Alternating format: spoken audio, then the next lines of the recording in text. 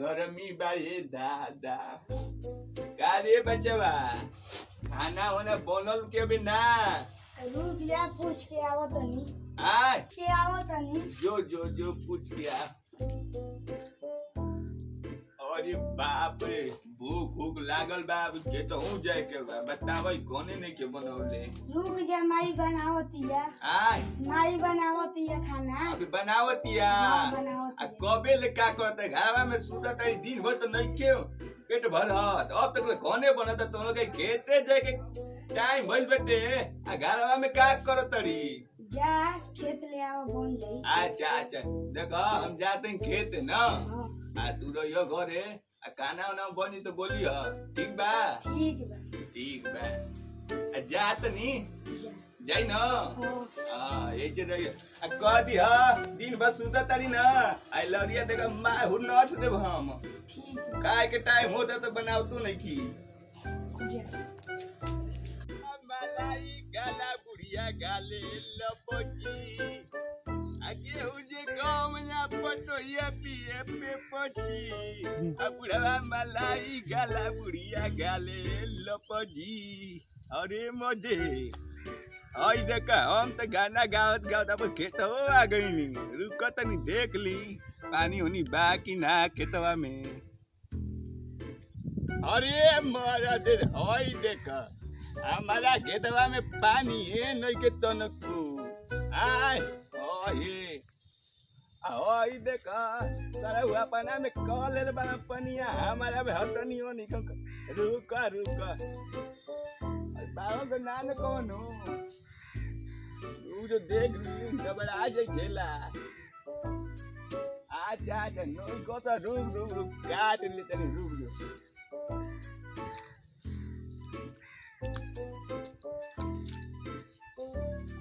आई हुरु जाए लगल हमारो खेतवा में पनिया अब हमारो पार जाई ओ दाय हमार नो राप करा से ढेर होई अरे रुक अरे जो जल्दी न ते आज यस कौन ना गेला का पर आ जाई अच्छा चल हतल पनिया जाते न बा खेतवा में आ चल है नहीं तनी आराम करी बैठ के जे देखो तनी कौन आवो समझ रुक जा ए जे बैठो तनी ए जे तो झाक के देखो तो ना आजा ए मोर तो भैया खैनी लाला बड़े का काहे के रे भयो ए मोर तो जब लोग खाई ना न तले हमर तोरा बे ना करेला रुक जो देखा तनी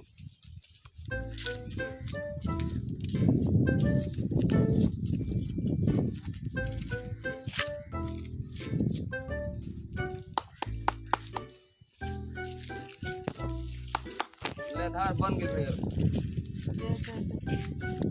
तू खा लिए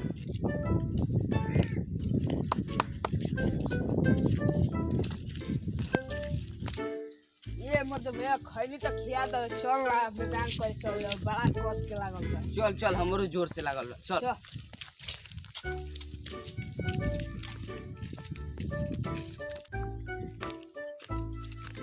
तू हेने जो हम हेने जातनी चल जो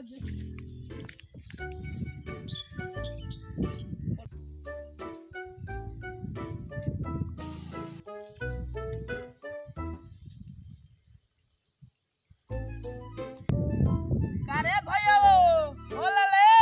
हां आव इजे पानी बा छूले बोल जाओ हां तू का तनी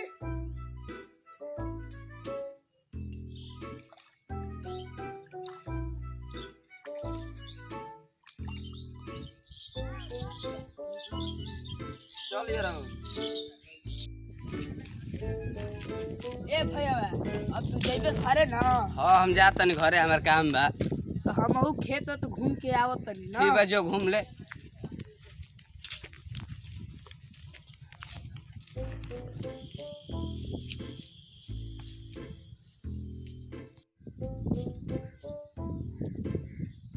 अरे साला कौन कोनिया कटल हरे बेटा जी हम की ना सारे मारो की छोटी के दूध याद आ जाए पनिया काटत हमसे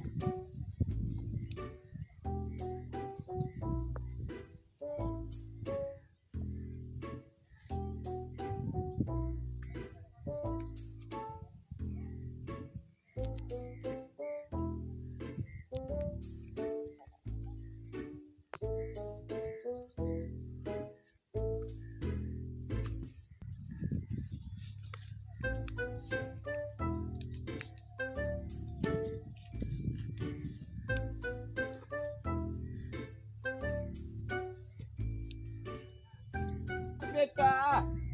पनिया बांध के गइल हव न हम तो कटबे करब हमारा खेत में भैया तनको पानी नहीं थे रुक रुक अबे काटो तनी अरे अरे अरे ये हरे पवन हरे अरे अरे अरे अरे अरे अरे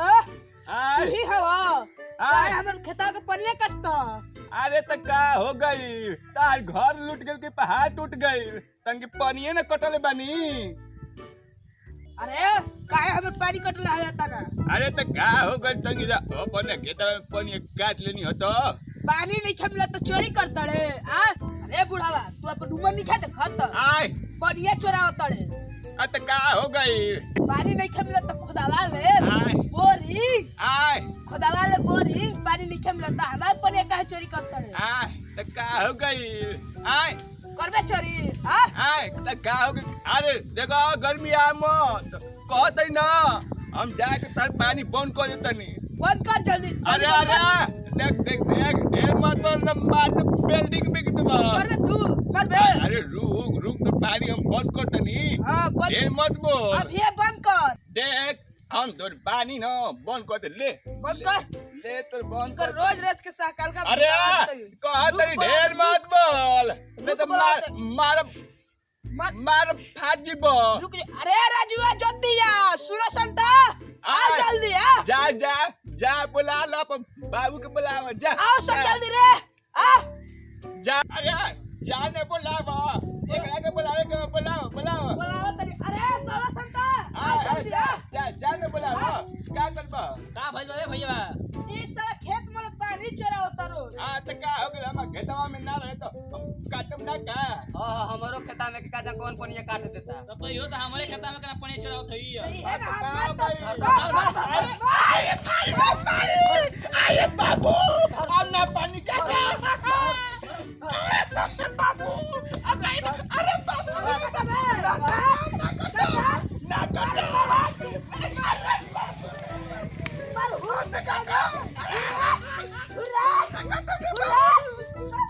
यार राजू राजा आपका पढ़ चुके प्रणाम करते हैं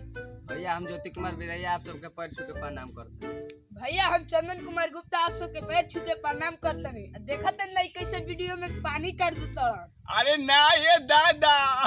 अब हम ना पानी काटब आज देखत दादा मार के साला बुला देले बाला तो ना नहीं बरा करती के हो मरबे ना अरे करेगी बाबू। तेरी चली जीवन अब- देखा है अब हम कबो ना पानी काटब शमशान घाट चल जीवन एक के हाली ना ना ना हम ना जे बाबू रहो तो बड़ी देश दुनिया देखब नहीं तो कटी है ऐसा ही ना ना ना ये बाबू हम ना काटब भैया हो हम राउ सबके दुलारा राउ सबके प्यारा के सिंघानिया रउआ सबके पैर छू के प्रणाम करता अरे भैया हमारा पे यही तरह आशीर्वाद बनौले रही आ साथे साथे हमारा पूरा टीम पर आ देखी हमार चैनल बाटे के फिल्म तो रउआ एकरा के सब्सक्राइब करी आ लाइक करी आ कमेंट करी आ शेयर तो जरूर करब पाका करब ना हाँ आ कमेंट में जरूर बताइब कि हमनी के वीडियो कैसन लागल ए भैया